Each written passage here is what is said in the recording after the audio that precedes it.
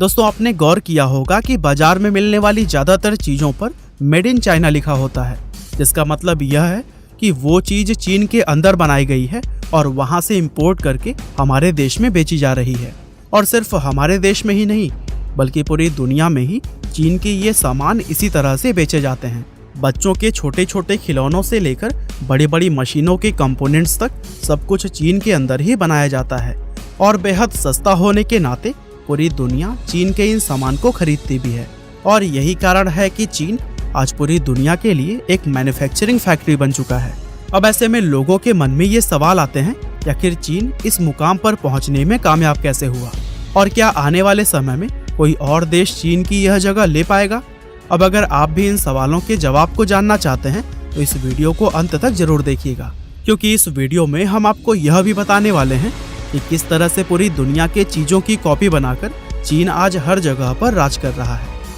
दोस्तों, साल 2020 के शुरुआत में जब कोरोना वायरस फैलना शुरू हुआ तो इसका असर पूरी दुनिया पर पड़ा, क्योंकि दुनिया भर के सभी देशों ने लॉकडाउन लगाने शुरू कर दिए थे और इस लिस्ट में चीन का नाम भी शामिल था। चीन के अंदर जब लॉकडाउन लगाया गया तो वहां से चीजों का एक्सपोर्ट बंद हो गया और चीन का ये एक्सपोर्ट बंद होने से दुनिया भर की कंपनियों का प्रोडक्शन पूरी तरह से थमसा गया था, क्योंकि प्रोडक्शन में इस्तेमाल किए जाने वाले ज्यादातर कंपनियों के अहम कंपोनेंट्स चीन से ही इंपोर्ट किए जाते थे। और इस सिचुएशन में लोगों को यह समझ आ गया था कि दुनिया किस हद तक चीन के ऊपर ही निर्भर हो चुकी है और इसी वजह से चीन को द वर्ल्ड्स फैक्ट्री का नाम दिया गया। दरअसल दुनिया चीन से उसका सामान इसलिए खरीदती है क्योंकि चीन वो सामान बहुत ही ज्यादा सस्ता देता है। यहाँ तक कि चीन से एक्सपोर्ट की गई चीजों पर कई सारे टैक्सेस भी लगाए जाते हैं, लेकिन इसके बावजूद अगर वही सामान अपने देश में भी बनाया जाए तब भी यह काफी महंगे पड़ते हैं। और यही वजह है कि दुनिया भर की कंपनियां चीन से ही सामान खरीदना प्रेफर करती हैं। अब ऐसे में यह सवाल उठता है कि आखिर चीन इन सभी चीजों को इतना सस्ता बनाते कैसे हैं। दरअसल इसके पीछे कोई एक नहीं बल्कि कई सारे अलग अलग रीजंस हैं। जैसा कि आप सभी लोग जानते ही होंगे कि जनसंख्या के मामले में चीन दुनिया का सबसे बड़ा देश है और इस समय चीन की कुल जनसंख्या 145 करोड़ के आसपास है। और जनसंख्या इतनी ज्यादा होने की वजह से चीन में लेबर्स की भी कोई कमी नहीं है।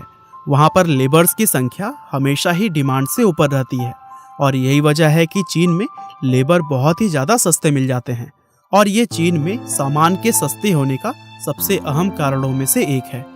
इसके अलावा चीन सिर्फ जनसंख्या के मामले में ही सबसे बड़ा देश नहीं है, बल्कि एरिया के हिसाब से भी यह दुनिया का चौथा सबसे बड़ा देश है। आपके अंदाजे के लिए आपको बता दें कि एरिया के हिसाब से चीन हमारे भारत से लगभग 3 गुना बड़ा है। यानी कि चीन के पास बड़ी बड़ी फैक्ट्रियां और मैन्युफैक्चरिंग प्लांट लगाने के लिए भी जगह की कोई कमी नहीं है। इसके अलावा वहां पर मैन्युफैक्चरिंग के लिए रॉ मटेरियल यानी कि कच्चा माल भी बहुत ही आसानी से उपलब्ध हो जाता है। साथ ही वहां की सरकार ने पर्यावरण को लेकर भी नियमों में काफी ढील दे रखी है, जिससे कि पेड़ों को काटने और फैक्ट्री लगाने में ज्यादा प्रॉब्लम्स का सामना नहीं करना पड़ता।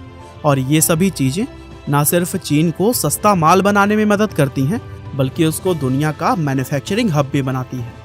हालांकि दोस्तों, चलिए अब हम जानते हैं कि चीन के मैन्युफैक्चरिंग हब बनने की शुरुआत कब और किस तरह से हुई थी।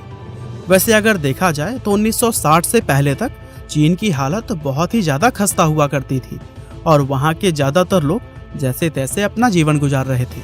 लेकिन फिर वहाँ की सरकार ने बहुत बड़े पैमाने पर स्टील मैन्युफैक्चरिंग का काम शुरू कर दिया और फिर अनाज के अलावा चीन ने पहली बार काफी भारी मात्रा में पूरी दुनिया के अंदर स्टील एक्सपोर्ट की थी। अब यहाँ पर इस डील को फाइनल करने के बाद से चीन यह समझ गया था कि अगर उसे अपने देश की गरीबी को खत्म करना है तो फिर दूसरी चीजों की मैन्युफैक्चरिंग भी शुरू करनी होगी। और फिर इसके लिए चीन ने बड़ी बड़ी विदेशी कंपनियों को अपने देश में आने का न्योता देना शुरू कर दिया। चीन ने विदेशी कंपनियों को यह प्रस्ताव दिया कि अगर कंपनियां उनके देश में आती हैं तो वे उन्हें सस्ता रॉ मटेरियल, प्लांट लगाने के लिए जगह और हद से भी ज्यादा सस्ती लेबर प्रोवाइड करेंगे।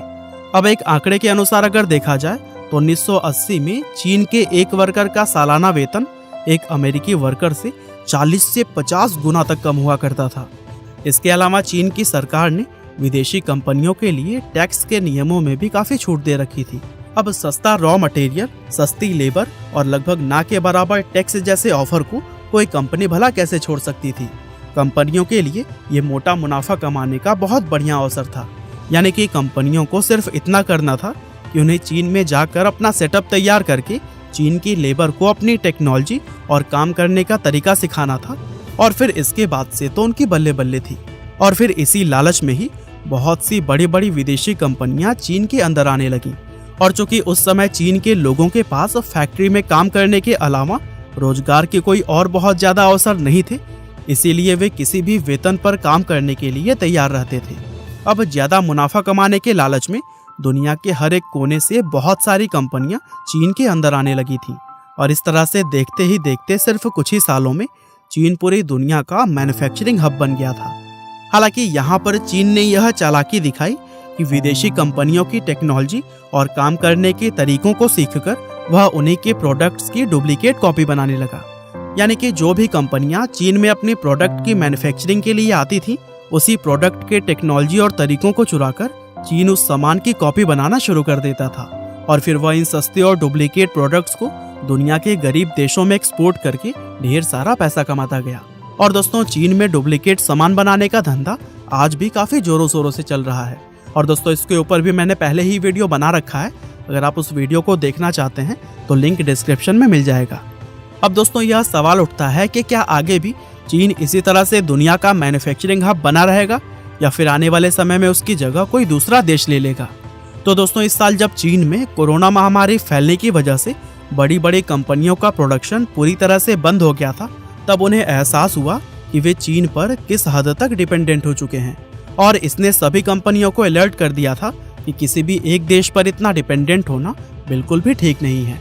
इसीलिए बहुत सी कंपनियां अब दूसरे देशों में भी अवसर तलाश रही हैं।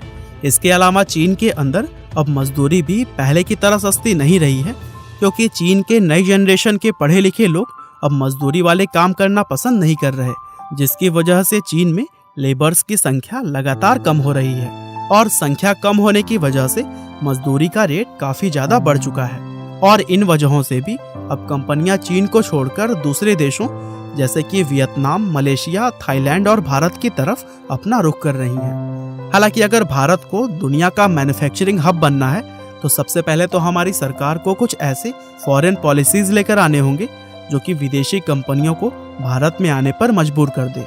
हालांकि यह पॉलिसीज चीन की तरह सिर्फ पैसे कमाने के लिए ना हो, क्योंकि हम भारतीय शायद पर्यावरण को नुकसान होते हुए नहीं देख सकते, और साथ ही नियम कानून भी देश के लोगों के हितों को ध्यान में रखकर बनाए जाएं। हालांकि यह काफी अच्छा मौका भी है भारत के लिए दुनिया का मैन्युफैक्चरिंग हब बनने का, क्योंकि इस समय चीन से निकलकर कंपनियां अपने लिए जगह तलाश रही हैं। उम्मीद करते हैं कि आपको आज की हमारी यह रिसर्च जरूर ही पसंद आई होगी। और दोस्तों, इसी तरह के इंटरेस्टिंग वीडियोस को लगातार देखने के लिए कृपया लाइव हिंदी को सब्सक्राइब करें, साथ ही बेल आइकन को भी दबाना ना भूलिएगा। आपका बहुमूल्य समय देने के लिए बहुत बहुत धन्यवाद।